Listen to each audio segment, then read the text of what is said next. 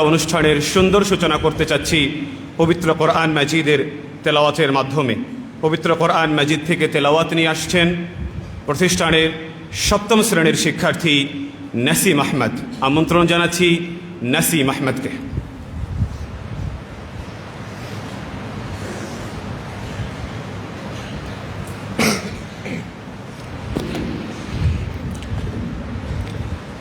السلام عليكم ورحمة الله وبركاته.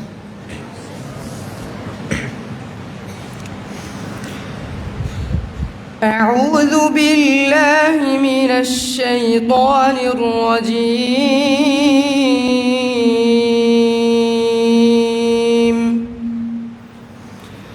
بسم الله الرحمن الرحيم.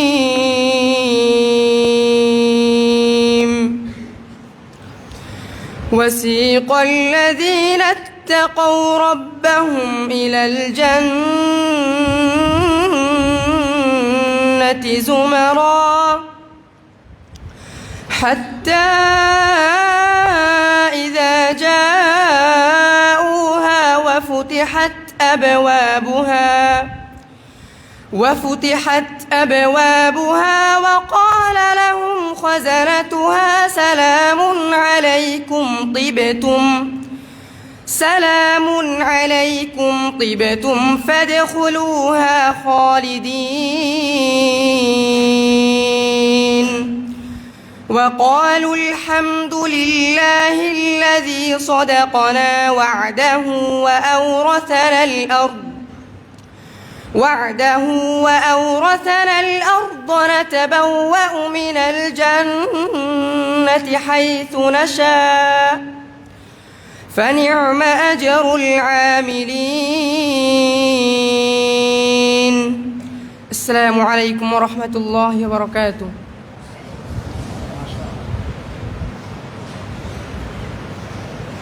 মাশাআল্লাহ, অসংখ্য ধন্যবাদ আমাদের প্রিয় শিক্ষার্থী নাসিম আহমদকে তার মায়াবী মূর্ছনায় কোরআনের বাড়ি থেকে আমাদের সমৃদ্ধ করার জন্য। সম্মানিত উপস্থিতি, অনুষ্ঠানের এ পর্যায়ে জামিয়া সঙ্গীত, জামিয়াকে নিয়ে রচিত এক হৃদয়স্পর্শী ঐতিহ্যবাহী সঙ্গীত নিয়ে আসছেন আমাদের জামিয়া সালাফিয়ায়ের এক ঝাঁক শিল্পী। আমন্ত্রণ জানাচ্ছি শিল্পীত্রয়কে। মোহাম্মদ শাহরিয়ার আনাস অষ্টম শ্রেণী, সাফওয়ান ষষ্ঠ শ্রেণী, মোহাম্মদ শাহাদাত হুসাইন দশম শ্রেণী। আমন্ত্রণ জানাচ্ছি শিল্পীত্রয়কে তাদের জামিয়া সঙ্গীত পরিবেশনের জন্য।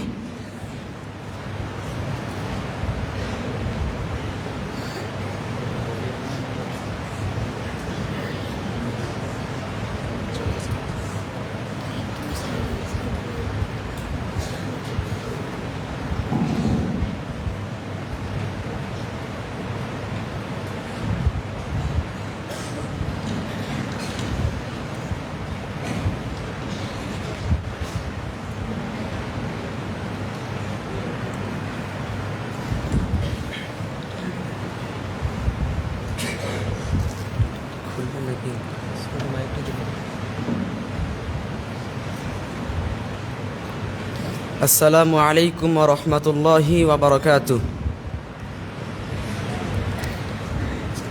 ভ্রান্তি জামিয়া সালাফিয়া, আল জামিয়া সালাফিয়া। আসসালামু আলাইকুম ওয়া রাহমাতুল্লাহি ওয়া বারাকাতুহু।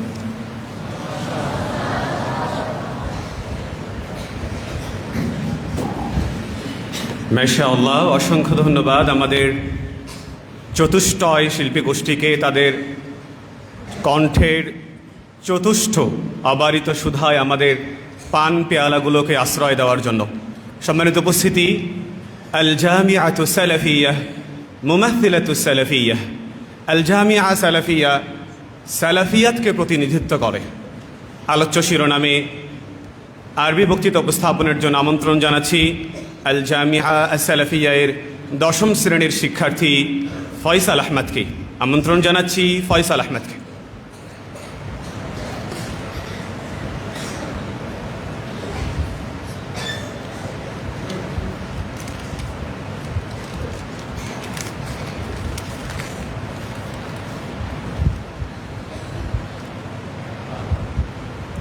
السلام عليكم ورحمة الله وبركاته. الحمد لله الذي من علينا بالإيمان ووهبنا من غير مسألة عقيدة الأسلاف، والصلاة والسلام على مقتدى الخلق أول دعاة الإسلام وعلى آله وأصحابه الأخيار. أما بعد، فيا رئيس هذه الحفلة المباركة ومدير هذه الجلسة والضيف الرئيس وإخواني الطلبة، أرحب بكم ترحيبا حارا أصالة عن نفسي ونيابة عن الجامعة السلفية وجميع منسوبيها وجميع القائمين على تنظيم هذه الحفلة المباركة. أيها الحاضرون، سألقي بين أيديكم خطبة وجيزة حول موضوع الجامعة السلفية ممثلة السلفية، وما توفيقي إلا بالله، عليه توكلت وإليه أنيب.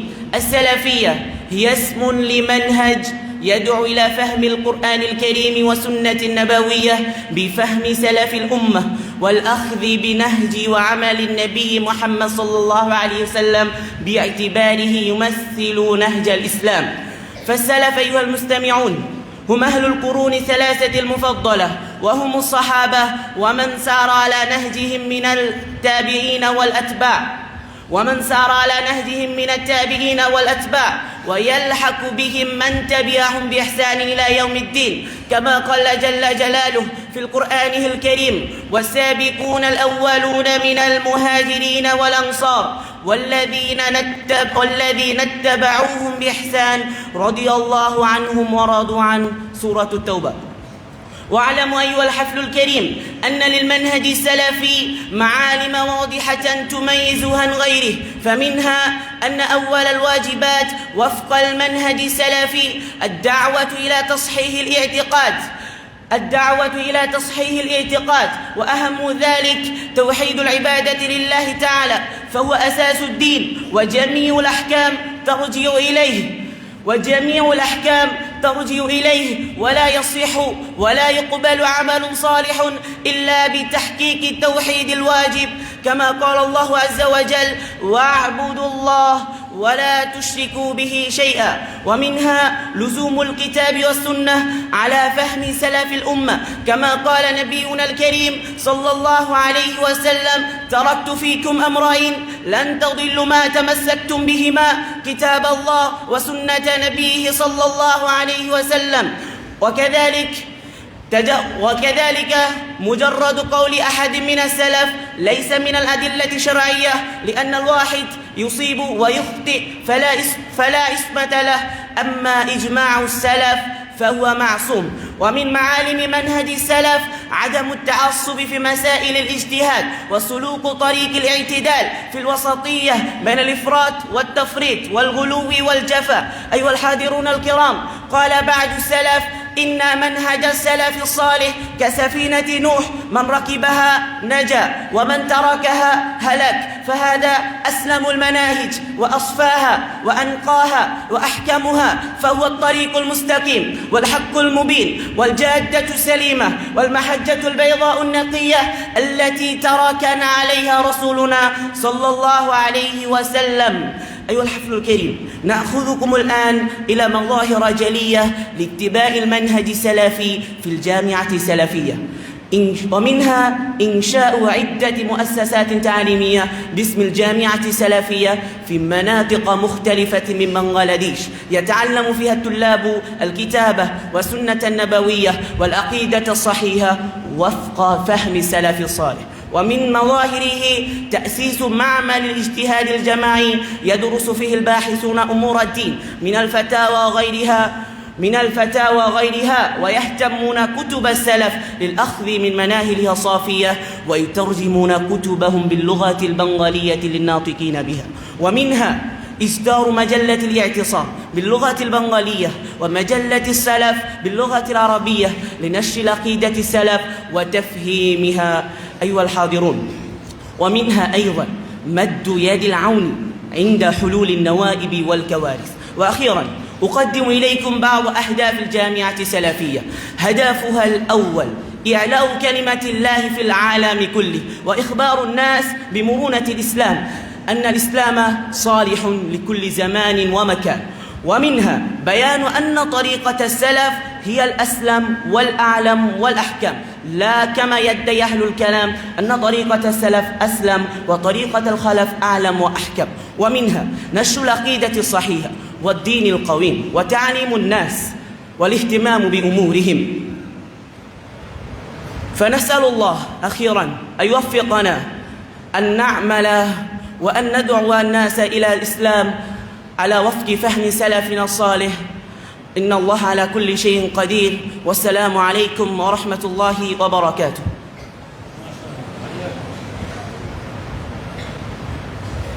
মাশাআল্লাহ, অসংখ্য ধন্যবাদ আমাদের প্রিয় শিক্ষার্থী ফয়সাল আহমদকে। সালাফিদের বৈশিষ্ট্য কী এবং কিভাবে আল জামিয়া সালাফিয়া সালাফিয়াতের প্রতিনিধিত্ব করে শিরোনামে অত্যন্ত সংক্ষিপ্ত সময়ে আরবিতে প্রাঞ্জল ভাষায় আমাদের সামনে তার বক্তৃতা উপস্থাপনের জন্য সম্মানিত উপস্থিতি। আল জামিয়া সালাফিয়া শুধুমাত্র শিক্ষা ব্যবস্থাকে দ্বীনি শিক্ষার গণ্ডির ভিতরে আবদ্ধ না রেখে বর্তমান বিশ্বের চ্যালেঞ্জ মোকাবেলায় দ্বীনি শিক্ষার পাশাপাশি আধুনিক শিক্ষাকেও সমান তালে গুরুত্ব দিয়ে এগিয়ে নিয়ে যাচ্ছে। তারই ধারাবাহিকতায় আল জামিয়া সালাফিয়ায় স্থান পেয়েছে আধুনিক ও সাধারণ বিষয়াবলী। ফলত বলা যায় আল জামিয়া সালাফিয়া দ্বীনি ও আধুনিক শিক্ষার এক অনিন্দ শিক্ষালয়।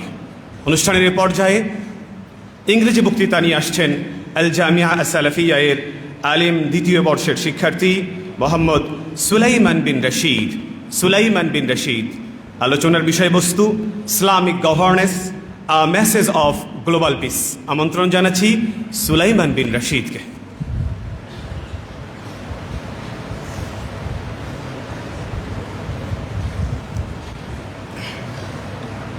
السلام عليكم ورحمة الله وبركاته. إن الحمد لله نحمده ونستعينه من يهده الله فلا مضل له ومن يضلل فلا هادي له وأشهد أن لا إله إلا الله وحده لا شريك له وأشهد أن محمدا عبده ورسوله. All praise is due to Allah. May peace and blessings be upon his last and final messenger Muhammad sallallahu alaihi wasallam, his family and his companions. Honorable President of this felicitation program and respected Chairman of Bangladesh Madrasa Education Board, Professor Mia Muhammad Nurul Haq sir, and all the guests present here. It is a great honor to speak on a topic that carries both spiritual depth and practical meaning, Islamic governance, a message of global peace. Today, we see wars, injustice, corruption, and fear all around us. In such a world, Islam gives us a system that can bring true and lasting peace. A system built on justice, trust, and responsibility. Islam is not only about prayer and fasting, it is a complete way of life that teaches us how to live, how to treat others, and how to build a fair and peaceful society. Allah says in the glorious Quran, in Surah An-Nisa, chapter 4, verse 58, Inna Allaha ya'murukum an tu'addu al-amanati ila ahliha wa idha hakamtum bayna an-nas an tahkumu bil-'adl. Indeed, Allah commands you to return trust to their rightful owners, and when you judge between people, judge with justice.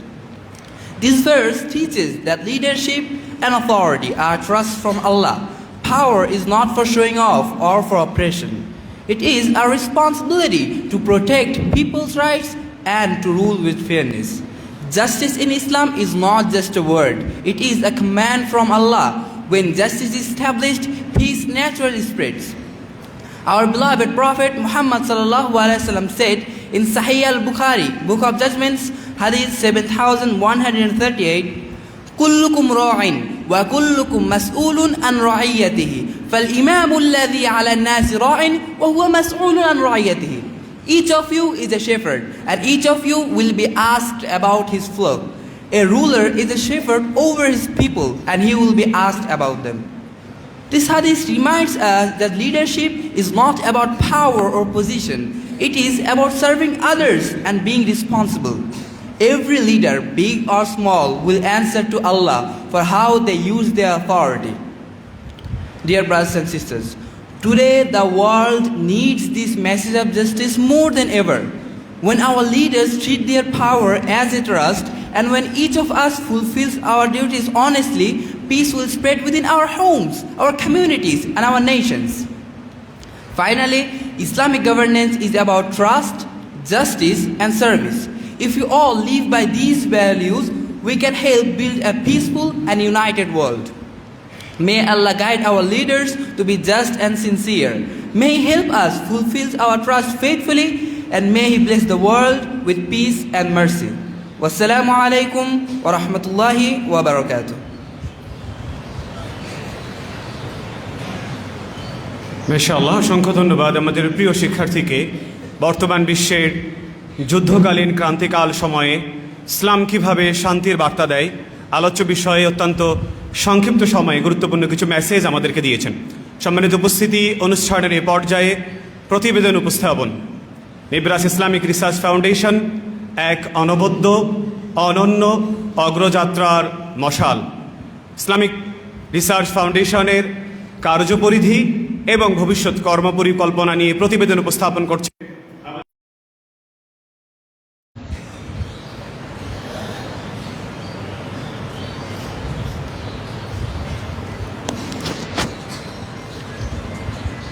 السلام عليكم ورحمة الله وبركاته. إن الحمد لله وحده والصلاة والسلام على من لا نبي بعده أما بعد. সকল প্রশংসা এবং সকল গুণগান সে আল্লাহ তাআলার জন্য, যিনি আমাদের মাঝে বর্তমান বাংলাদেশের একজন গুরুত্বপূর্ণ ব্যক্তিত্ব এবং মাদ্রাসা বোর্ড নিয়ে নতুন করে চিন্তা ভাবনা রাখেন এবং মাদ্রাসা বোর্ডকে নিয়ে নতুন করে শিক্ষাকেন্দ্রিক কাজ করার পরিকল্পনা করেন। এরকম একজন মহান ব্যক্তিকে আমাদের সামনে নিয়ে এসেছেন। সেজন্য সবার আগে রবের শুকরিয়া জ্ঞাপন করছি, আলহামদুলিল্লাহ। তারপর পরই দুরুদ এবং সালাম বর্ষিত হোক প্রিয় নবী মুহাম্মদ মুস্তাফা এর ওপর, সকলেই বলি সাল্লাল্লাহু আলাইহি ওয়াসাল্লাম। আজকের অনুষ্ঠানে উপস্থিত অনুষ্ঠানের সম্মানিত সভাপতি, অনুষ্ঠানের সম্মানিত প্রধান মেহমান এবং জামিয়া সালাফিয়ায় যে সমস্ত শিক্ষক মণ্ডলীগণ জ্ঞানের মশাল জ্বালিয়ে রেখেছেন, সেই সমস্ত সকল শিক্ষক মণ্ডলীকে শুভেচ্ছা এবং আমার পক্ষ থেকে স্বাগত জানিয়ে আমি আমার কথা সামনের দিকে নিয়ে যাচ্ছি। সম্মানিত উপস্থিতি, পৃথিবীর ইতিহাসে ইসলামী অন্যান্য ধর্মের চাইতে নিজেকে যে জায়গাটায় সবচেয়ে বেশি আলাদা করেছে এবং সবচেয়ে বেশি গুরুত্ব আরোপের মাধ্যমে নিজের একটি আলাদা বৈশিষ্ট্য দাঁড় করিয়েছে, সেই গুণের নাম হচ্ছে জ্ঞান বিতরণের প্রতি তার অতিমাত্রায় ফোকাসিং। পৃথিবীর অন্য কোনো ধর্ম বা অন্য কোনো সমাজ ব্যবস্থা ইসলামের পূর্বে কোনো সময় জ্ঞানকে জাতীয় পর্যায়ে নিয়ে এসে এইভাবে গুরুত্ব দিতে পারেনি। এজন্য আমরা যদি পুরো ইসলামের ইতিহাস ঘেঁটে দেখি, তাহলে আমরা দেখব যে পুরো ইসলামের ইতিহাসে আমাদের খলিফাগণ, আমাদের বাদশাহগণ এবং আমাদের শাসকগণ যেই বিষয়টার সবচেয়ে বেশি চর্চা করেছেন সেটা হচ্ছে জ্ঞানের চর্চা।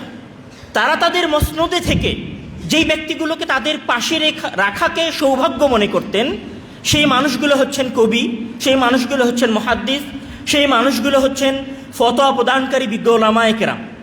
এটা শুধু আরব কান্ট্রিগুলোতে নয়, বরং আমরা যদি ভারত উপমহাদেশ সহ আফগানিস্তানের এই অঞ্চলগুলোতে যে সমস্ত ইসলামী শাসন ব্যবস্থা ছিল, আমরা যদি এই শাসন ব্যবস্থাগুলোর দিকেও তাকাই, তাহলেও আমরা দেখব যে এই অঞ্চলের যে সমস্ত শাসক ছিলেন তারা তাদের মূল একটা অংশ জ্ঞান প্রচারের পিছনে রেখেছেন এবং আমাদের পুরো ইতিহাসটাই হচ্ছে জ্ঞানকেন্দ্রিক। আপনি যদি ইসলামের ইতিহাস থেকে জ্ঞান চর্চার ইতিহাসকে বের করে দেন, তাহলে আপনি ইসলামের ইতিহাসে আর কোনো কিছু খুঁজে পাবেন না। আমাদের সামনে হয়তো ইসলামের যুদ্ধ বিগ্রহের কিছু ইতিহাস উপস্থাপন করা হয়, কিন্তু এর বাইরেও পুরো ইসলামের ইতিহাস জুড়ে যে জিনিসটা আছে সেটা হচ্ছে জ্ঞান। একজন ব্যক্তি ইসলাম হওয়ার পরে এবং মুসলিম হওয়ার পরে জ্ঞানের এই মর্যাদাকে কোনো সময় অবহেলা করতে পারে না। আপনি যদি বাগদাদের ইতিহাস টানেন তাহলে বাগদাদের যে বাইতুল হিকমা ছিল সেটাকে একসময় হাউস অব উইজডম বলা হতো। আপনি যদি গ্রানাডা এবং কর্ডোভার কথা টানেন স্পেনের, তাহলে সেটাকে আমরা জ্ঞান এবং বিজ্ঞানের এক মহানগরী বলতে পারি। আপনি যদি গজনির কথা টানেন, মাহমুদ গজনির সময়ের শাসনামলের আফগানিস্তানের কথা টানেন, তাহলে আপনি সেটাকে একটা জ্ঞানের নগরী হিসেবে পাবেন। আপনি যদি ভারত উপমহাদেশের যে সমস্ত ভ্রান্ত অথবা সঠিক শাসকগণের ইতিহাস টানেন, তাহলে আপনি সেখানে দেখবেন এমন বড় বড় আলেম ওলামাকে আমাদের শাসকগণ আশ্রয় দিয়েছিলেন, যারা একসময় এই অঞ্চলের সবচেয়ে গুরুত্বপূর্ণ ফতোয়ার কিতাবগুলো লিখে গেছেন। এবং এই অঞ্চলে পুরো মুসলিম বিশ্বে একসময় যত মসজিদগুলো প্রতিষ্ঠা হয়েছিল, সকল মসজিদগুলো ছিল জ্ঞানের নগরী। এবং এই পৃথিবীর ইতিহাসের প্রথম যে ইউনিভার্সিটিগুলো, সেই ইউনিভার্সিটিগুলোর প্রথম যে ইউনিভার্সিটি, আপনি যদি জামিয়া জৈতুনার কথা বলেন, অথবা কাজভিন ইউনিভার্সিটির কথা বলেন, অথবা মিশরের আল আজহার ইউনিভার্সিটির কথা বলেন, এগুলো সব উঠে এসেছে মসজিদ থেকে। অর্থাৎ ইসলামের ইতিহাসের প্রত্যেকটা মসজিদ ছিল এক একটা জ্ঞানের নগরী। আমি যদি আমার এই অংশের কথা সারসংক্ষেপ করতে চাই, তাহলে এতটুকু অবশ্যই বলতে হবে যে ইসলামের ইতিহাসে এবং ইসলামে সবচেয়ে বেশি গুরুত্বপূর্ণ বিষয় হচ্ছে জ্ঞান চর্চা করা। এই জন্য মহান আল্লাহ তাআলা যখন তার প্রথম বাণী রাসূলের উপর নাজিল করেছেন, সেটা ইসলামিক জ্ঞান হোক না কেন, তারপরেও সেটা পড়া এবং জ্ঞান কেন্দ্রিক ছিল। এবং মহান আল্লাহ তাআলা রাসূল সাল্লাল্লাহু আলাইহি ওয়াসাল্লামকে জ্ঞান চর্চা করার শুধু কথা বলেন নাই, বরং উনি জ্ঞান চর্চা করার প্রতি উৎসাহিত করেছেন। এবং ইসলামের ইতিহাসে জ্ঞান চর্চা কেন্দ্রিক যে হাদিসগুলো বলা হয়েছে এবং যে ফজিলতের কথা বলা হয়েছে, এটা অন্য সকল ধর্মে বিরল।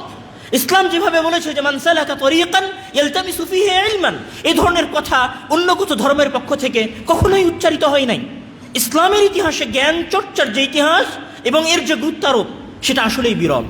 এই চিন্তা থেকেই এবং ইসলামের ইতিহাসের মূল যে ধারা, জ্ঞান চর্চা করার যে ধারা এবং সমাজ পরিবর্তনের যে ধারা, সেটা যে জ্ঞান অর্জনের ধারা, শুধুমাত্র মাঠে স্লোগান দেয়া, মাঠে বিপ্লব প্রতিষ্ঠা করা অথবা মাঠে রক্তপাত ঘটানোর মাধ্যমে যে একটা সমাজকে পরিবর্তন করা যায় না, বরং জ্ঞান অর্জনের মাধ্যমে যে একটি সমাজকে পরিবর্তন করা যায়, মূলত এই চিন্তাধারা থেকেই বাংলাদেশের বুকে 2013 সালে ভারতের জামিয়া সালাফিয়া, ভারতের আহলে হাদিসদের কেন্দ্রীয় প্রতিষ্ঠান জামিয়া সালাফিয়া বানারস এবং পাকিস্তানের আহলে হাদিসদের কেন্দ্রীয় প্রতিষ্ঠান জামিয়া সালাফিয়া করাচির নামকরণে 2013 সালে সর্বপ্রথম জামিয়া সালাফিয়া রূপগঞ্জ প্রতিষ্ঠা করেন আমাদের বাংলাদেশের সুপরিচিত মুখ শেখ আব্দুর রাজ্জাক বিন ইউসুফ।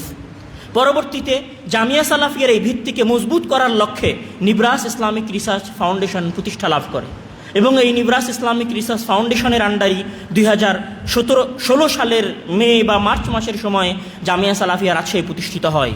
এবং নিব্রাস ইসলামিক রিসার্চ ফাউন্ডেশনের তত্ত্বাবধানে এখন দিনাজপুরে একটি জামিয়া সালাফিয়া চলমান আছে, বরিশালে একটি জামিয়া সালাফিয়া চলমান আছে, চট্টগ্রামে একটি জামিয়া সালাফিয়া চলমান আছে। এছাড়াও বাংলাদেশের অসংখ্য অঞ্চলে নিব্রাস ইসলামিক রিসার্চ ফাউন্ডেশন তাদের প্রতিষ্ঠান চালু করার জন্য জমি সংগ্রহ করেছে। প্রায় 350 বিঘারও অধিক জমি জামিয়া সালাফিয়া শুধুমাত্র শিক্ষা প্রতিষ্ঠান পরিচালনা করার জন্য একত্রিত করেছে। এবং জামিয়া সালাফি নিব্রাস ইসলামিক রিসার্চ ফাউন্ডেশন তার শিক্ষাকেন্দ্রিক এই মহা স্লোগান এবং শিক্ষাকেন্দ্রিক এই স্রোতধারা প্রতিষ্ঠা করার জন্য বাংলাদেশের বুকে জামিয়া সালাফিয়ার সকল প্রতিষ্ঠানের মধ্যে মার্কাজি ভূমিকা রাখার জন্য, কেন্দ্রীয় ভূমিকা পালন করার জন্য জামিয়া সালাফিয়া রাজশাহীকে প্রতিষ্ঠা করেছে। এবং এইখানে বর্তমানে প্রায় 2000-এরও অধিক ছাত্র এবং এর মহিলা শাখায় প্রায় 1000-এরও অধিক ছাত্রী অধ্যয়নরত আছেন। এবং নিব্রাস ইসলামিক রিসার্চ ফাউন্ডেশনের সুদূর প্রসারী পরিকল্পনা হিসেবে নিব্রাস নলেজ সিটির তত্ত্বাবধানে বা নিব্রাস নলেজ সিটির নামে রূপগঞ্জে পূর্বাচলের অদূরে এবং বাণিজ্য মেলা থেকে অতি সন্নিকটে প্রায় 100 বিঘার মতো জায়গা জামিয়া সালাফি এবং নিব্রাস ইসলামিক রিসার্চ ফাউন্ডেশন সংগ্রহ করেছে। এবং বাংলাদেশের বুকে সর্বপ্রথম ব্যতিক্রম ধর্মী মহিলা প্রতিষ্ঠান, আমরা জানি যে বাংলাদেশের আনাচে কানাচে অসংখ্য মহিলা মাদ্রাসা আছে, কিন্তু সেই মহিলা মাদ্রাসাগুলো কেমন? একটি বিল্ডিংয়ে ছোট একটা ফ্ল্যাট অথবা ছোট একটা রুম নিয়ে, যেখানে একজন নারীর মেধাকে, একজন নারীর যে সৃজনশীলতা আছে সেটাকে বিকাশ ঘটানোর যথাযথ সুযোগ প্রদান করা সম্ভব হয় না। মূলত এই চিন্তাধারাকে সামনে রেখেই নারীদের জন্য একটি উন্মুক্ত পরিবেশ, যেখানে তার একটি ঘরের মধ্যে বদ্ধ থাকবে না, শুধুমাত্র কিতাবের মধ্যে আবদ্ধ না থেকে বরং কিতাবের পাশাপাশি শারীরিক শিক্ষাগুলোকে এবং যে সমস্ত কারিগরি শিক্ষা আছে সেই কারিগরি শিক্ষাগুলোকে অগ্রাধিকার দিয়ে একটি শুধু শিক্ষিতা নারী সমাজ নয়, বরং একজন শিক্ষিতা মা, একজন শিক্ষিতা উপযুক্ত গৃহিণী তৈরি করতে পারবে, এইরকম একটা পরিবেশ তৈরির লক্ষ্যে জামিয়া সালাফিয়া এবং নিব্রাস ইসলামিক রিসার্চ ফাউন্ডেশন সুদূর তানোরে প্রায় 70 বিঘারও অধিক জায়গা অধিগ্রহণ করেছে, যেখানে অতি অল্প সময়ের মধ্যে আশা করা যায় যে কুরবানি ঈদের পরে জামিয়া সালাফিয়া সেখানে তার মহিলা শাখার কার্যক্রম ভিত্তিপ্রস্তর স্থাপন করার মাধ্যমে এবং বিল্ডিং নির্মাণের কাজের মাধ্যমে শুরু করবে ইনশাআল্লাহ। জামিয়া সালাফিয়া এবং নিব্রাস ইসলামিক রিসার্চ ফাউন্ডেশন শুধু জ্ঞানের প্রতি ফোকাস রেখেছে, বিষয়টি এরকম না, বরং আপনি যদি একটি সমাজকে পরিবর্তন করতে চান তাহলে সমাজের মূল ধারায় আপনাকে প্রবেশ করতে হবে। সমাজের মূল ধারার মানুষদেরকে ইসলামিক যে রাজনীতি আছে এবং ইসলামিক যে ফিলোসফি আছে এবং ইসলামিক যে বিপ্লব আছে, এই বিপ্লবের সাথে পরিচিত করাতে হবে। এই চিন্তাধারা থেকেই মূলত শাইখ আব্দুর রাজ্জাক বিন ইউসুফের সুযোগ্য সন্তান আবদুল্লাহ বিন আব্দুর রাজ্জাক নিব্রাস ইসলামিক রিসার্চ ফাউন্ডেশনের তত্ত্বাবধানে নিব্রাস স্কুল নামে একটি উন্নত ইসলামিক স্কুল প্রতিষ্ঠা করেছেন, যার 2টা শাখা আমিরপুরে এবং আরেকটা শাখা চট্টগ্রামে অদ্যাবধি এখন পর্যন্ত চলমান আছে। সমাজের মূলধারা এবং সমাজে বিপ্লব নিয়ে আসার জন্য জামিয়া সালাফি এবং নিব্রাস ইসলামিক রিসার্চ ফাউন্ডেশন যে বিষয়টাতে সবচেয়ে বেশি গুরুত্ব আরোপ করেছে সেটা হচ্ছে মানব সেবা। আমরা যদি জামিয়া সালাফিয়া এবং নিব্রাস ইসলামিক রিসার্চ ফাউন্ডেশনের মানব সেবার কথা বলি, তাহলে নিব্রাস ইসলামিক রিসার্চ ফাউন্ডেশন যখন এদেশে রোহিঙ্গারা এসেছিল তখন সবচেয়ে বেশি ত্রাণ বিতরণকারী ফাউন্ডেশন হচ্ছে নিব্রাস ইসলামিক রিসার্চ ফাউন্ডেশন তৎকালীন সময়ের হিসাব অনুযায়ী।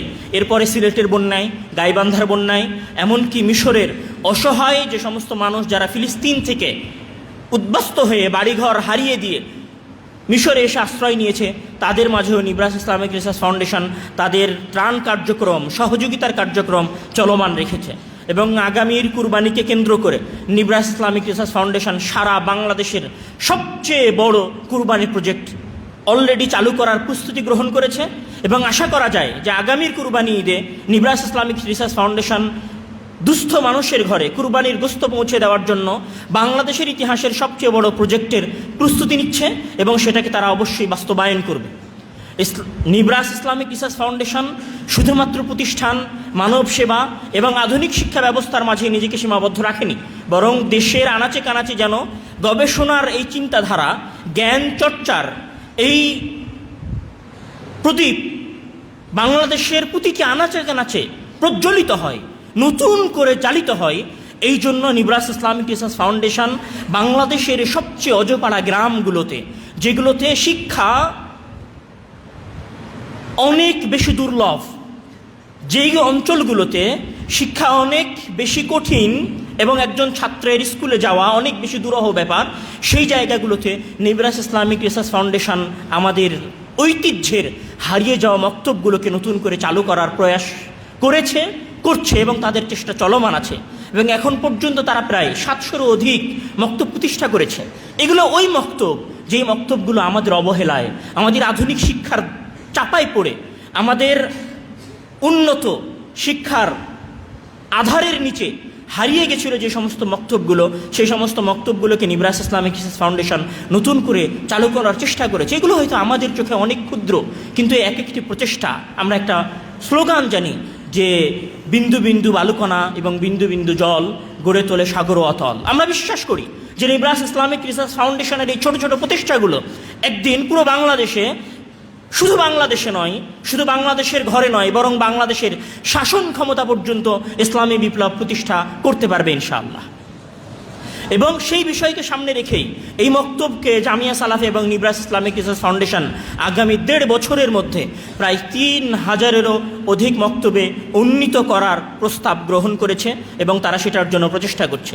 এছাড়াও শুধুমাত্র নিরলসভাবে এবং কোনো প্রকার স্বার্থ ছাড়াই জামিয়া সালাফি এবং নিব্রাস ইসলামিক রিসার্চ ফাউন্ডেশন সারা বাংলাদেশের বিভিন্ন ছোট ছোট ক্ষুদ্র প্রতিষ্ঠানগুলো থেকে সম্পূর্ণ বিনামূল্যে টিচারদেরকে জামিয়া সালাফিয়ায় নিয়ে এসে এবং সে সমস্ত টিচারদেরকে জামিয়া সালাফিয়ায় রেখে 7 দিন ব্যাপী 10 দিন ব্যাপী বাইরে থেকে ট্রেইনারদেরকে নিজেদের টাকায় ভাড়া করে নিয়ে এসে, নিজেদের টাকায় তাদের কাছ থেকে সময় কিনে নিয়ে অন্য আরেকটা প্রতিষ্ঠান থেকে টিচার নিয়ে এসে তাদেরকে ট্রেনিং দেওয়ার ব্যবস্থাও নিব্রাস ইসলামিক রিসার্চ ফাউন্ডেশন করেছে এবং করছে। নিব্রাস ইসলামিক রিসার্চ ফাউন্ডেশন এবং জামিয়া সালাফিয়ার মহান লক্ষ্য হচ্ছে পুরো বাংলাদেশে জ্ঞানের আলো ছড়িয়ে দেওয়া, পুরো বাংলাদেশের প্রত্যেক মানুষের ঘরে পবিত্র কোরআন এবং সহিহ হাদিসের আলো প্রজ্বলিত করা, প্রত্যেক মানুষের ঘরে আধুনিক জ্ঞানের আলো প্রজ্বলিত করা, যে জ্ঞান পুরো বাংলাদেশের প্রত্যেক আনাচে কানাচে একটি ইসলামী সুপরিকল্পিত এবং সুস্থ সমাজ বাস্তবায়নের পিছনে ভূমিকা পালন করবে। সবশেষে আমি আল্লাহ তাআলার কাছে প্রার্থনা করছি যে আল্লাহ তাআলা যেন জামিয়া সালাফিয়া এবং নিব্রাস ইসলামিক রিসার্চ ফাউন্ডেশনের এই কার্যক্রমগুলোকে কোনো প্রকার রিয়া ছাড়াই এবং কোনো প্রকার লোক দেখানো ছাড়াই কবুল করেন, এবং জামিয়া সালাফিয়া এই কার্যক্রমগুলোকে কোনো প্রকার লোক দেখানো এবং রিয়ামুক্তভাবে তার সম্মানিত পরিচালককে পরিচালনা করার তৌফিক দান করেন। আমরা যে সক্ষমতা অর্জন করেছি, আমরা যে যতটুকু করতে পারছি, এর সম্পূর্ণটুকুই শুধুমাত্র মহান রব্বুল আলামিনের অনুগ্রহের কারণে। উনি যদি আমাদেরকে অনুগ্রহ না করতেন, উনি যদি আমাদেরকে দয়া না করতেন, উনি যদি আমাদেরকে এই করুণাটুকু না করতেন, আমরা কখনোই এই খেদমতটুকু এই জাতির জন্য আঞ্জাম দিতে পারতাম না। আমরা তার কাছে বলবো যে আমরা আপনার প্রশংসা করছি, আমরা আপনার সকল যে নিয়ামত আপনি আমাদেরকে দিয়েছেন সেগুলোর আমরা গুণগান আপনার কাছে গাচ্ছি। আলহামদুলিল্লাহ আলামা আনআমতা ইয়া রাব্বাল আলামিন। আর তারপরে আমরা আপনার কাছে তৌফিক চাচ্ছি যে আপনি আমাদেরকে আমাদের এই কার্যক্রমগুলোকে আরও সুচারুরূপে, আরও সূক্ষ্মভাবে এবং আরও ইখলাসের সহিত পরিচালনা করার তৌফিক দান করবেন। আল্লাহুম্মা আমিন। আর সবশেষে আমি আমাদের সম্মানিত মেহমানকে আবারও জামিয়া সালাফিয়ার পক্ষ থেকে, জামিয়া সালাফিয়া রাজশাহীর পক্ষ থেকে, জামিয়া সালাফিয়া রাজশাহীর সকল শিক্ষক মণ্ডলীর পক্ষ থেকে এবং জামিয়া সালাফিয়ার এই সমস্ত ক্ষুদ্র শিক্ষার্থীদের পক্ষ থেকে শুভেচ্ছা এবং স্বাগত জানাচ্ছি। আপনি আপনার মূল্যবান সময় আমাদেরকে দিয়েছেন, আল্লাহ তাআলা যেন আপনাকে এর অবশ্যই জাযায়ে খায়ের দান করেন। আল্লাহুম্মা আমিন। ওয়া আখিরু দাওয়ানা আলহামদুলিল্লাহি রাব্বিল আলামিন। আসসালামু আলাইকুম ওয়া রাহমাতুল্লাহি ওয়া বারাকাতুহু।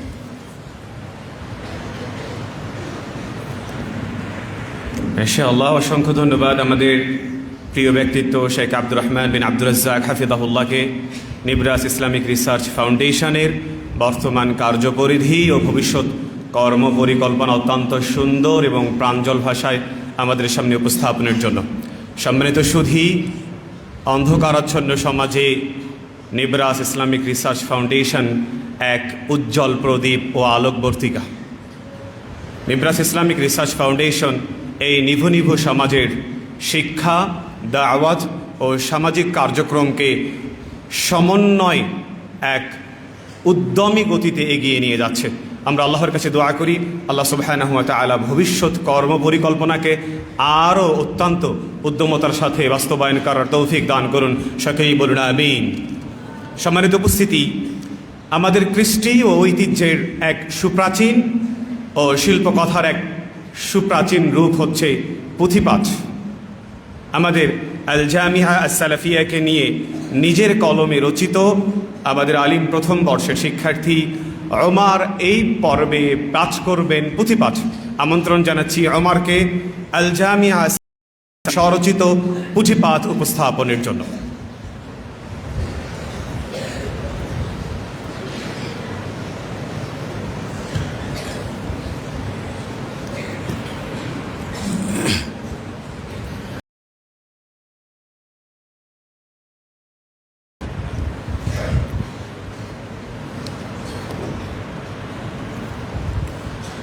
আসসালামু আলাইকুম ওয়া রাহমাতুল্লাহি ওয়া বারাকাতুহু।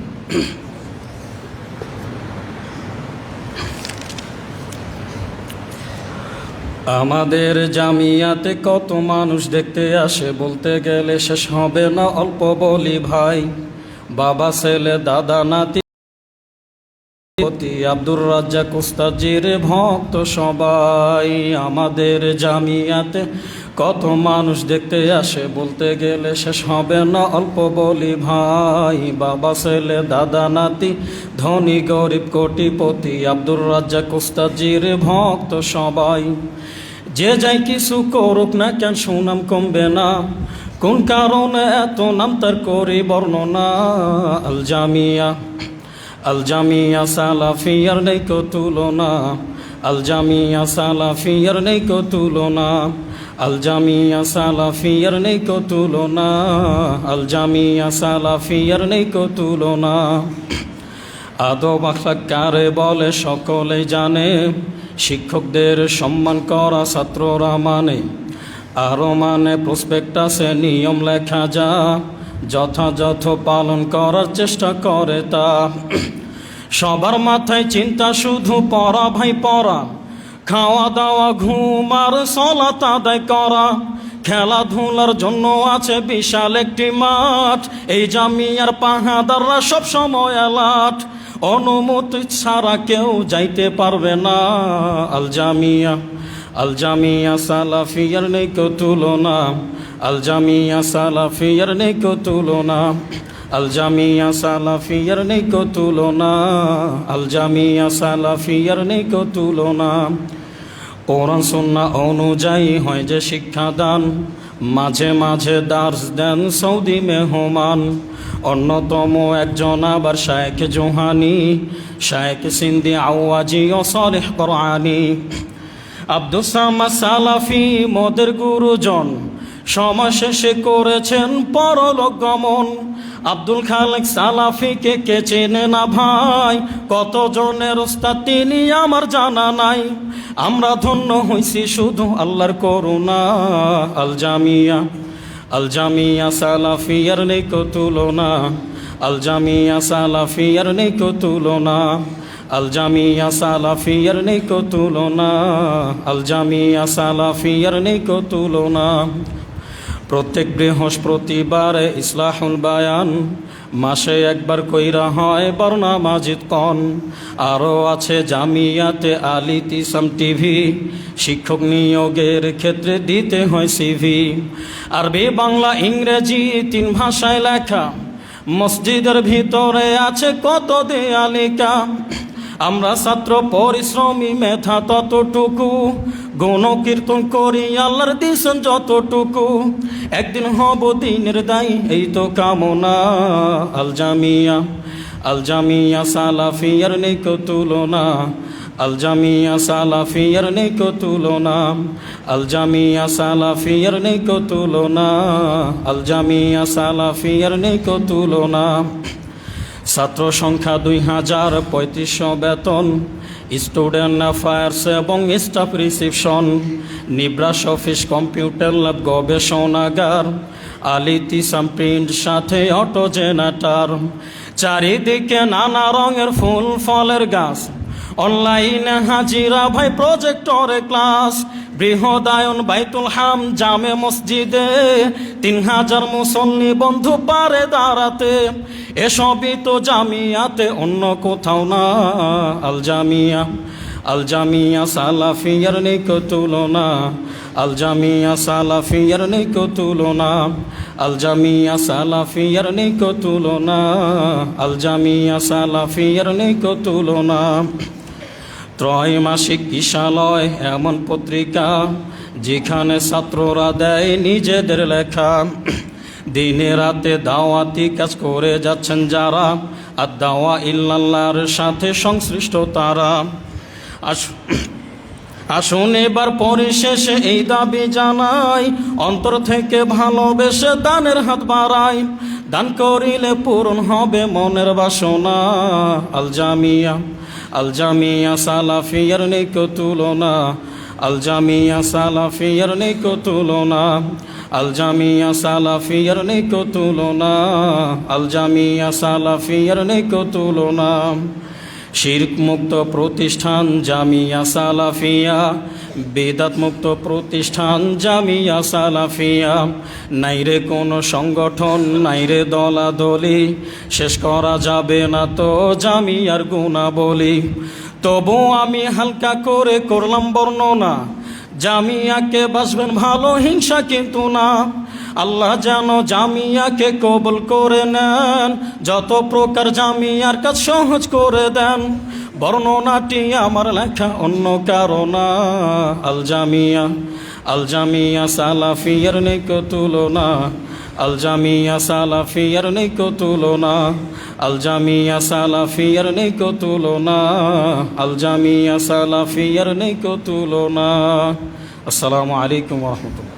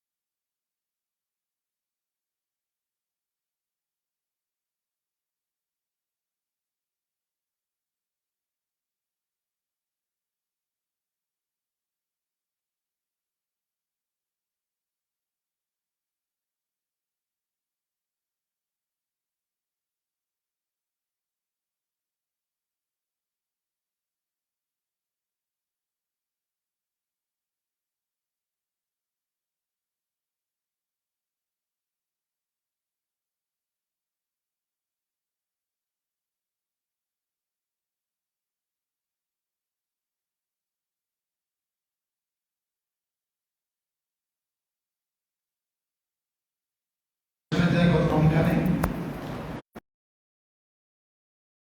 আমার পুরো প্রতিশ্রুতিটি আজকে পূরণ হলো, এজন্য আল্লাহ রাব্বুল আলামিনের দরবারে শুকরিয়া আদায় করছি। আমি এখানে ঘুরে ঘুরে এখানকার কিছু কার্যক্রম পর্যবেক্ষণ করেছি এবং এখানে বসে খুবই ভালো লাগছে, চক্ষু শীতল হয়ে যায় এই পরিবেশ দেখলে। আল্লাহ রাব্বুল আলামিন এই মার্কাজকে তার দ্বীনের প্রচার এবং প্রসারের জন্য কবুল করুন। সময়ও কম আর আমার গলার অবস্থা ভালো না, বেশি বক্তব্য রাখার সুযোগ নেই। আমি দুটো কথা বলব। এটি হচ্ছে যে সম্পর্কে ইতিমধ্যেই কথা বলা হয়েছে, ইসলামে জ্ঞান চর্চার যে গুরুত্ব কোরআন দিয়েছে এবং রাসূল সাল্লাল্লাহু আলাইহি ওয়াসাল্লাম নিজে দিয়েছেন। কোরআনের প্রথম বাক্যই হচ্ছে ইকরা, পড়ো, এবং সেই পড়ার যে পদ্ধতি হবে সেটিও আল্লাহ বলে দিয়েছেন সাথে সাথে, বিসমি রব্বিকাল্লাযী খালাক, তোমার সেই রবের নামে যিনি সৃষ্টি করেছেন। স্রষ্টার নামে স্রষ্টার জ্ঞান অর্জন করতে হবে সৃষ্টিকে। এই ইলমে ওহী যারা অর্জন করতে পারে তারাই সৌভাগ্যবান। আল্লাহ রাসূল সাল্লাল্লাহু আলাইহি ওয়াসাল্লাম বলেছেন, খায়রুকুম মান তাআল্লামাল কুরআন ওয়া আল্লামাহু। এখানে যারা জ্ঞান অর্জন এবং বিতরণে নিয়োজিত সকলেই রাসূলুল্লাহ সাল্লাল্লাহু আলাইহি ওয়াসাল্লামের সেই হাদিস অনুসারে পৃথিবীর শ্রেষ্ঠ মানুষ হিসাবে পরিগণিত হবে। আমি সেই দোয়া করি, আশা করি। রাসূলুল্লাহ সাল্লাল্লাহু আলাইহি ওয়াসাল্লাম জ্ঞান অর্জনের জন্য অনেক উৎসাহ দান করেছেন, অনেক কথা বলেছেন, অনেক হাদিস আছে। শুধু একটি ঘটনা আমি বলব। বদর যুদ্ধে 70 জন নেতৃস্থানীয় কাফের নিহত হয়েছে, আবু জেহেল সহ, এবং 70 জন বন্দী হয়েছে। এই বন্দীদেরকে মুক্ত করার জন্য রাসূলুল্লাহ সাল্লাল্লাহু আলাইহি ওয়াসাল্লাম যে সমস্ত কাফের বন্দী শিক্ষিত ছিল, লেখাপড়া জানত, তাদের মুক্তিপণ হিসাবে যে মদিনার 10 জন মুসলিম সন্তানকে অক্ষর জ্ঞান দিবে, লেখাপড়া শেখাবে, এটুকুই এক একজন বন্দীর মুক্তিপণ ছিল।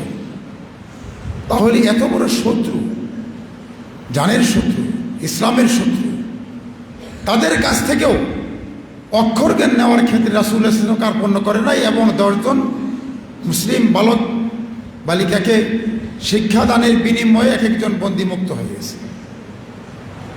এর চাইতে বড় জ্ঞান অর্জনের জন্য এবং জ্ঞানের প্রতি, শিক্ষার প্রতি যে মর্যাদা রাসূলুল্লাহ সাল্লাল্লাহু আলাইহি ওয়াসাল্লাম দিয়েছেন, সেখান থেকে আমরা শিখতে পাই।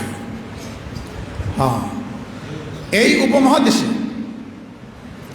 ব্রিটিশ আসার আগে একমাত্র শিক্ষা ব্যবস্থা ছিল দ্বীনি শিক্ষা ব্যবস্থা তথা মাদ্রাসা শিক্ষা ব্যবস্থা।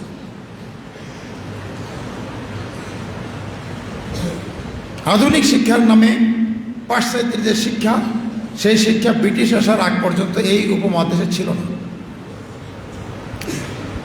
মুসলমানরা জ্ঞান বিজ্ঞানে উন্নত ছিল এবং সারা বিশ্ব থেকে এই উপমহাদেশেও লেখাপড়া করার জন্য লোক আসত।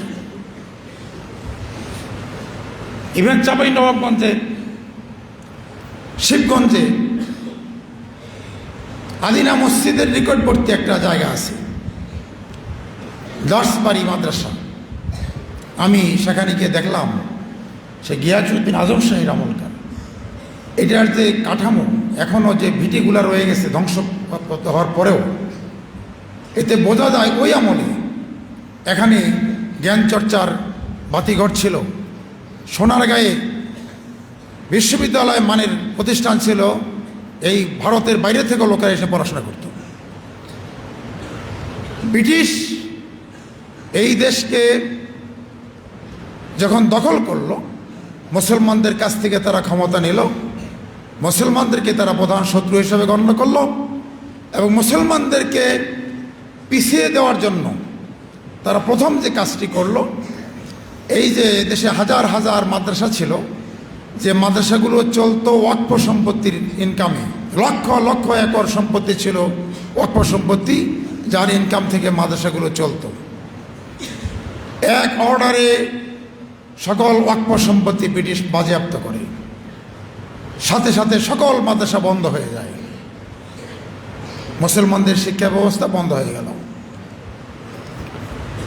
এরপরে ব্রিটিশ তাদের রাষ্ট্র পরিচালনার সুবিধার জন্য একদল কেরানি তৈরির উদ্দেশ্যে এদেশে সাধারণ শিক্ষা তথা সেকুলার শিক্ষা ব্যবস্থা চালু করে, বিভিন্ন কলেজ, বিভিন্ন স্কুল প্রতিষ্ঠা করে। তৎকালীন আলেম সমাজ ইংরেজি শিক্ষাকে নিষিদ্ধ করে, যে মুসলমানদের এটা গ্রহণ করা যাবে না। তাদের উদ্দেশ্য ছিল ভিন্ন, ভালো, যে আমরা তাদের সাথে কোঅপারেট করবো না, অতএব তারা এই দেশে থাকতে পারবে না, শাসন করতে পারবে না। যদিও তারা সফল হননি। এই ফাঁকে তাই হিন্দুরা আগিয়ে গেল, মুসলমানরা জ্ঞান চর্চার পিছনে পড়ে গেল। অনেক দেন দরবার করার পরে 1780 সালে সর্বপ্রথম এই উপমহাদেশে কলিকাতা আলিয়া মাদ্রাসা প্রতিষ্ঠিত হয়। তারও প্রায় 85 বছর পরে দিল্লির সন্নিকটে দেওবন্দ মাদ্রাসা প্রতিষ্ঠিত হয়, যেটি কওমি ধারা। এই কলিকাতা আলিয়া মাদ্রাসার নামের সাথে আলিয়া আছে, আর কওমি ধারা মাদ্রাসা হচ্ছে দেওবন্দ মাদ্রাসা। এই দুই মাদ্রাসার নেতৃত্বে এই উপমহাদেশে মুসলমানরা কওমি এবং আলিয়া দুটি ধারা আত্মরক্ষামূলক শিক্ষা ব্যবস্থা হিসাবে এই দেশের মুসলমানরা নিজেদের উদ্যোগে পরিচালনা করে আসছিল, যাতে এই দেশের মুসলমানদের ঈমান আকীদাকে রক্ষা করা যায়। ইতিহাসের ধারাবাহিকতায় ব্রিটিশ চলে যাওয়ার পরে 1947 সালে সেই কলিকাতা আলিয়া মাদ্রাসা তৎকালীন ভারত সরকার পরিচালনা করতে অপারগতা প্রকাশ করে, যে কারণে তৎকালীন পূর্ব পাকিস্তানে ঢাকায় সেই কলিকাতা আলিয়া মাদ্রাসা স্থানান্তরিত হয়। শুধু জায়গা এবং বিল্ডিংটা রয়ে গেছে ওখানে, আর যাবতীয় কিতাবাদি, ফার্নিচার, চেয়ার, বেঞ্চ সহ এবং শিক্ষক সহ অধিকাংশ ছাত্র ঢাকায় চলে আসে। প্রথমে বর্তমানে যেটা পুরান ঢাকার কবি নজরুল কলেজ, এটি ছিল ইসলামিয়া হাই মাদ্রাসা, সেটা আরেক ইতিহাস। এখানে স্থানান্তরিত হয়। এরপরে বর্তমানে যেখানে বক্সিবাজারে অবস্থিত, 1956 সালে জায়গা সরকার বরাদ্দ দেয়, তারপর এখানে বিল্ডিং করার পরে স্থানান্তরিত হয়। এই ইতিহাসটি আমি এই জন্য বললাম যে এই দেশে মুসলমানদের একমাত্র শিক্ষা ব্যবস্থা একসময় ছিল দ্বীনি শিক্ষা ব্যবস্থা, মাদ্রাসা শিক্ষা ব্যবস্থা।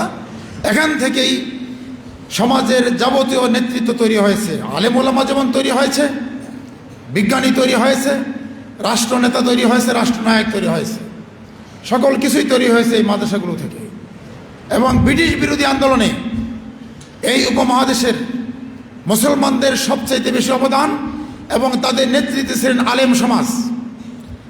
এই উপমহাদেশের হাজার হাজার আলেমকে ব্রিটিশ বিরোধী আন্দোলনের অপরাধে গাছের ডালে ফাঁসি দিয়ে হত্যা করা হয়েছে, হাজার হাজার আলেম। সেই ইতিহাস আমাদের প্রজন্ম জানে না, জানতে দেওয়া হয়নি তাদেরকে।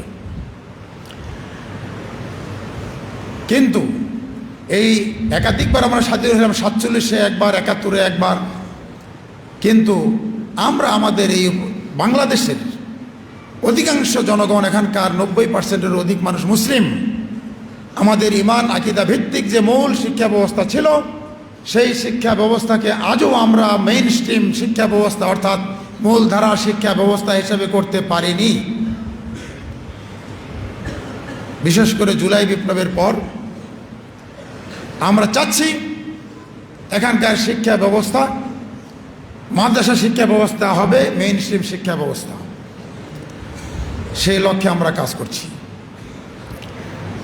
কওমি এবং আলিয়া এই দুটো ধারা, এখানে কোনো বিভেদ নাই, কিন্তু আবার কৃত্রিমভাবে বিভেদ তৈরি করে রাখা হয়েছে। এটিও শাসক চক্র ফ্যাসিস্টদের কায়দা কানুনের ফসল। তারা চায় যে আলেম ওলামাদের মধ্যে বিভেদ থাকুক, আলেম ওলামারা যদি বিরোধে লিপ্ত থাকে তাহলে তাদের শাসন করতে সুবিধা। ওই পিঠে শিখে গেছে ডিভাইড অ্যান্ড রুল, ভাগ করো এবং শাসন করো। আমাদেরকে সেভাবে সজাগ থাকতে হবে। আলহামদুলিল্লাহ, জামিয়া সালাফিয়া এখানকার যে শিক্ষা ব্যবস্থা, এটা কওমি হিসাবে পরিচালিত হয়, তবে এখানে কোনো কুভমণ্ডুকতা বা ওই যে কি বলা হয় কোনো ধরনের সংকীর্ণতা নেই। এখানকার ছাত্ররা যথারীতি আলিয়া মাদ্রাসায় পরীক্ষা দেয়, সেই অবারিত সেখানে সেই সুযোগ রাখা হয়েছে। তবে এই নিজ মাদ্রাসার নামে পরীক্ষা দেওয়ার সুযোগ ছিল না। বিভিন্ন মাদ্রাসা থেকে পরীক্ষা দেয়। এটি যেমন ছাত্রীদের মনে কষ্ট থাকে যে মাদ্রাসায় উনি পড়াশোনা করলেন, তার সনদে সেই মাদ্রাসাটির নাম থাকে না।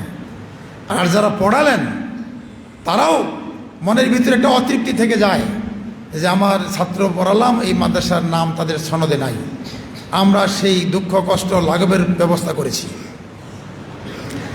আমরা প্রাইভেট মাদ্রাসা হিসাবে বিভিন্ন জায়গায় মাদ্রাসা অনুমোদন দিচ্ছি। আমার সাথে শায়েখের কথা হয়েছে, ওনারা কিছুই চান না, শুধু অনুমোদন চান। আমরা সেই অনুমোদন দিব ইনশাল্লাহ। তোমরা যারা ছাত্র, তোমরা যারা আলিয়ার পরীক্ষা দিয়ে সনদ অর্জন করতে চাও, তারা পারবে এই মাদ্রাসার নামেই রেজিস্ট্রেশন করতে পারবে, ফর্ম ফিল আপ করতে পারবে, পরীক্ষা দিতে পারবে এবং তোমাদের সনদে জামিয়া সালাফিয়ার নাম থাকবে ইনশাআল্লাহ। আমরা সেই ব্যবস্থা করব। আমাদের উদ্দেশ্য হচ্ছে জ্ঞান নির্ভর এই সমাজ ব্যবস্থা প্রতিষ্ঠা করা। জ্ঞান বিজ্ঞানে যখন মুসলমানরা অগ্রগামী ছিলেন,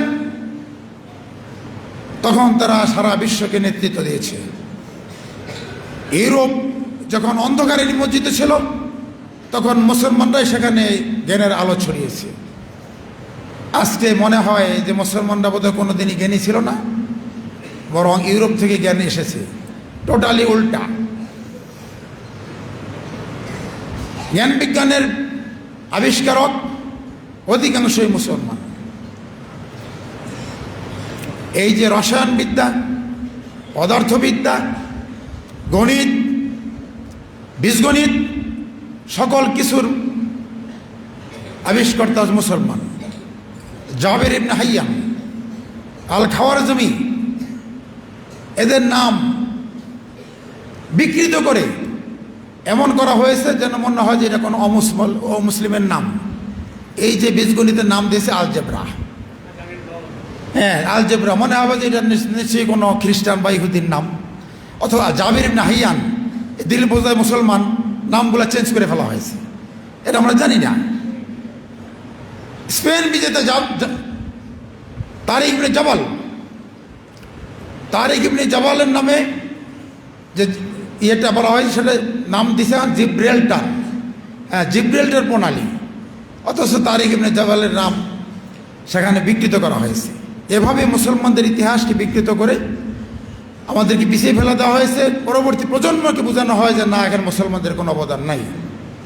যে কথা বলছিলাম, তোমাদেরকে জ্ঞান বিজ্ঞান, সাহিত্য, কোরআন, তাফসির, হাদিস, ফিকহ সকল বিষয়ে বুদ্ধি অর্জন করতে হবে। তোমাদের মধ্য থেকেই এক একজন ইমাম আবু হানিফা রহমাতুল্লাহ আলাইহি তৈরি হবে, এক একজন ইমাম শাফি তৈরি হবে, এক একজন ইবনুল হাইসাম তৈরি হবে, এক একজন বলা হয় ইমাম গাজালি তৈরি হবে। এই লক্ষ্যে তোমাদের কাজ করতে হবে। অনেক দূরে লক্ষ্য নির্ধারণ করতে হবে, বড় হতে হবে। সেই স্বপ্ন নিয়ে তোমাদের এগিয়ে যেতে হবে। আল্লাহ রাব্বুল আলামিন সকলকে কবুল করুন। এই জামিয়া সালাফিয়াকে কবুল করুন এবং আমি সকলের সুস্বাস্থ্য দীর্ঘই কামনা করে শেষ করছি। আখিরু দাওয়ানা আলহামদুলিল্লাহি রাব্বিল আলামিন। আসসালামু আলাইকুম ওয়া রাহমাতুল্লাহি ওয়া বারাকাতুহু।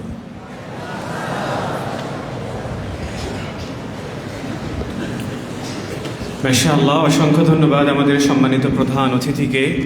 মুসলিম ইতিহাস ঐতিহ্যের মিশেলে তার জাদুকরে কণ্ঠে প্রজ্ঞার বারিধারা থেকে আমরা বর্ষিত হচ্ছিলাম। তার প্রতিটি শব্দ আমাদের হৃদয়ের তন্ত্রীতে এক নতুন চেতনার সঞ্চার করবে ইনশাআল্লাহ, এবং তিনি আমাদের প্রত্যাশার বাণীও শুনিয়েছেন। আমরা দোয়া করি আল্লাহ সুবহানাহু ওয়া তাআলা দেশ ও জাতির সেবায় যে তার নিবেদন আল্লাহ সুবহানাহু ওয়া তাআলা তা কবুল করে নিন। সকলেই বলুন আমিন। সম্মানিত উপস্থিতি, আমরা অনুষ্ঠানের একেবারেই অন্তিম পর্যায়ে উপনীত হয়েছি। এ পর্যায়ে সমাপনী বক্তব্য ও সভাপতির বক্তব্য উপস্থাপন করবেন আজকের অনুষ্ঠানে সম্মানিত সভাপতি, নিব্রাস ইসলামিক রিসার্চ ফাউন্ডেশনের সম্মানিত চেয়ারম্যান, আল জামিয়া সালাফিয়া বাংলাদেশের সম্মানিত মহাপরিচালক শেখ আব্দুর রাজ্জাক বিন ইউসুফ হাফিজাহুল্লাহ। আমি সম্মানিত মহোদয়কে তার আলোচনা উপস্থাপনের জন্য আমন্ত্রণ জানাচ্ছি।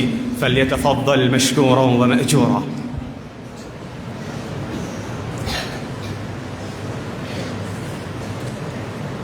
আসসালামু আলাইকুম ওয়া রাহমাতুল্লাহ।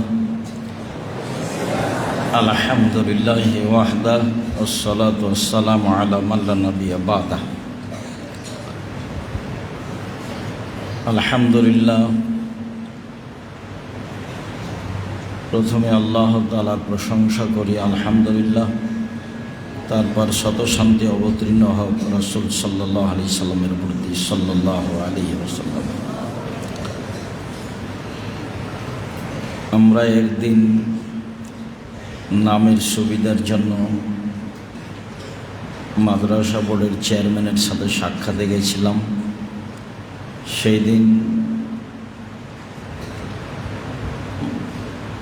জনাব মিয়া নুরুল হক সাহেব মাদ্রাসা বোর্ডের চেয়ারম্যান হওয়ায় সৌজন্য সাক্ষাৎ হয় এবং আমি তার আন্তরিক ভালোবাসা অন্তর থেকে অনুভব করি। আমরা আমাদের জামিয়া সালাফের পরিচয় দিলে তিনি নিজ ইচ্ছায় জামিয়া সালাফে দেখতে যাব বলে তার কথাটা নিজেই তিনি ব্যক্ত করেন। সময়ের গতিতে তিনি রমজান মাসে জামিয়া সালাফে হাটাবো, বীরহাটাবো, রূপগঞ্জ, নারায়ণগঞ্জ, ঢাকা দেখতে গেছিলেন। আর রাজশাহী যাব বলে সেই দিন বলেছিলেন মর্মে আলহামদুলিল্লাহ। আমরা তার লাখো শুকরিয়া আদায় করি, জাযাহুল্লাহ খায়র। তিনি সেই সুবাদে আজকে জামিয়া সালাফিয়া ডাঙ্গিপাড়া পাবা রাজশাহী সাক্ষাতে এসেছেন। তিনি এটাও চাচ্ছেন দিনাজপুর গেলে জামিয়া সালাফিয়া তেঘরা বিরল দিনাজপুর তিনি দেখতে যাবেন। আমরা তার জামিয়া সালাফিয়ার সাথে ভালোবাসাকে আন্তরিকভাবে গ্রহণ করি এবং আমরা তার জন্য আন্তরিকভাবে দোয়া করি। আল্লাহ যেন তার মাধ্যমে আলিয়া মাদ্রাসার ব্যাপারে মানুষের যে দুর্বলতা আছে, যে সেখানে লেখাপড়া ভালো হয় না বা শিক্ষকরা পড়ানোর ব্যাপারে মনোযোগ রাখে না, তারা মনোযোগী নয়, বা দেশে আলিয়া মাদ্রাসা নামে এমনিতেই প্রতিষ্ঠান চলছে, অনেক শ্রেণীর মানুষ মনে করছে তা মূলত শিক্ষা প্রতিষ্ঠান নয়। আমরা আন্তরিকভাবে তার কাছে দাবি রাখব যে আপনি প্রাণপণে চেষ্টা করবেন আল্লাহকে সন্তুষ্ট করার আশায় অবশ্যই যেন মানুষ বুঝতে পারে যে আলিয়া প্রতিষ্ঠানও শিক্ষা প্রতিষ্ঠান, সেখানে কোরআন হাদিস শিক্ষা অর্জন করতে পারে এবং তারা দুনিয়াতে বেঁচে থাকার জন্য যতগুলি বিদ্যা বুদ্ধির প্রয়োজন আছে সেগুলো তারা শিক্ষা অর্জন করতে পারে। অবশ্য আলিয়া মাদ্রাসারই অনেক বড় অবদান যে কিছু কিছু আলিয়া মাদ্রাসায় তারা ভালো শিক্ষা অর্জন করে এবং তারা ভর্তি পরীক্ষায় ঢাকা বোর্ডের যেগুলো সরকারি প্রতিষ্ঠান আছে বিশ্ববিদ্যালয় সহ সেগুলোতে তারা ভালো রেজাল্ট করে। ফলাফলে বোঝা যায় যে যেভাবে সিলেবাস তৈরি করা আছে শিক্ষকগণ সেভাবে ভালো প্রস্তুতি নিয়ে একেবারে খালেস অন্তরে আল্লাহকে সন্তুষ্ট করার জন্য পড়ালে সব আলিয়া মাদ্রাসার ছেলেরাই একটা ভালো শিক্ষা অর্জন করবে বলে তার কাঠামো আছে, বাস্তবায়ন হয় না। আমরা আল্লাহর কাছে দোয়া করি আন্তরিকভাবে যেন আল্লাহ তাআলা তার মাধ্যমে এটা বাস্তবায়ন করেন এবং সহজ সরল করে দেন। সাথে সাথে জামিয়া সালাফিয়ার বিষয়টি আমরা তার নিকট থেকে যেটা শুনলাম সেটা আমরা চাচ্ছি আল্লাহ যেন তার এই কাজকে সহজ করে দেন, আল্লাহুম্মা আমিন। আমাদের ছেলেরা যেন সহজেই জামিয়া সালাফিয়ার পরিচয়ে পড়াশোনা করতে পারে এবং তাদের পরীক্ষাগুলো যেন স্বাভাবিকভাবে সহজ হয়ে যায়। তারা এখানে সেখানে যাই কষ্ট পায় মর্মে আল্লাহ তাআলা জামিয়া সালাফের কাজগুলি যেন তার হাতে সহজ করে দেন, আল্লাহুম্মা আমিন। সর্বশেষে জনাবের আন্তরিকভাবে শুকরিয়া আদায় করে আল্লাহর কাছে আবারও দোয়া করি, আল্লাহ তুমি তাকে এর জাযায়ে খায়ের দান করো, জাযাহুল্লাহ খায়রান। আল্লাহ তুমি তার এই আশাটাকে কবুল করো, আল্লাহুম্মা আমিন। তুমি তার লক্ষ্য উদ্দেশ্যকে পূর্ণ করো, আল্লাহুম্মা আমিন। তুমি সর্বশক্তিমান, সব কিছুই তুমি করতে পারো। তুমি জামিয়া সালাফিকে কবুল করো। তোমাকে বিশ্বাস করি এইভাবে, দিনকে যেমন দিন বলি রাত বলি না, রাতকে যেমন রাত বলি দিন বলি না, সেভাবেই তোমার উপরে আমাদের বিশ্বাস রয়েছে। তুমি আজিজ, পরাক্রমশালী, তুমি কাদির, সর্বশক্তিমান, তুমি গানী, মানুষের মুখাপেক্ষী নও, তুমি সামাদ, মানুষের মুখাপেক্ষী নও, নিরপেক্ষ মুখাপেক্ষীহীন। তুমি তোমার ক্ষমতা দিয়ে আমাদের দুর্বলতার প্রতি লক্ষ্য না করে আমাদের কাজগুলি তুমি সহজ করে দিবা। তোমার দরবারে এই জোরালো দাবি দেওয়া দোয়া রেখে আজকের কথা এখানেই শেষ করছি। সুবহানাকা আল্লাহুম্মা ওয়া বিহামদিকা আশহাদু আল্লা ইলাহা ইল্লা আনতা আস্তাগফিরুকা ওয়া আতুবু ইলাইক। আসসালামু আলাইকুম ওয়া রাহমাতুল্লাহ। অসংখ্য ধন্যবাদ আমাদের সম্মানিত সভাপতি মহোদয়কে। শিক্ষার্থীদের প্রতি নির্দেশনা, আমরা যারা বহির্গমন পথে বসে আছি আমরা রাস্তা পরিচ্ছন্ন করে দেব। আমাদের মেহমানবৃন্দ এবং শিক্ষক মণ্ডলী আমাদের অনুষ্ঠান স্থল থেকে প্রস্থান করার পরে আমরা মসজিদ থেকে প্রস্থান করব। আমাদের শিক্ষক মণ্ডলীদেরকে আমাদের প্রস্থানের অনুরোধ করছি। আমাদের সকল শিক্ষক মণ্ডলীদের প্রস্থান পর্ব শেষে আমরা মসজিদ থেকে প্রস্থান করব ইনশাআল্লাহ। আমাদের সম্মানিত সভাপতি মহোদয় বৈঠক শেষের দোয়া পড়েছেন। আমরা প্রত্যেক শিক্ষার্থীরাই নিজে বৈঠক শেষের দোয়া পড়ে আজকের অনুষ্ঠানের সমাপন ঘোষিত হবে। আমরা প্রত্যেকে নিজে বৈঠক শেষের দোয়া করি। সুবহানাকা আল্লাহুম্মা ওয়া বিহামদিকা আশহাদু আল্লা ইলাহা ইল্লা আনতা আস্তাগফিরুকা ওয়া আতুবু ইলাইক। আসসালামু আলাইকুম ওয়া রাহমাতুল্লাহি ওয়া বারাকাতুহু।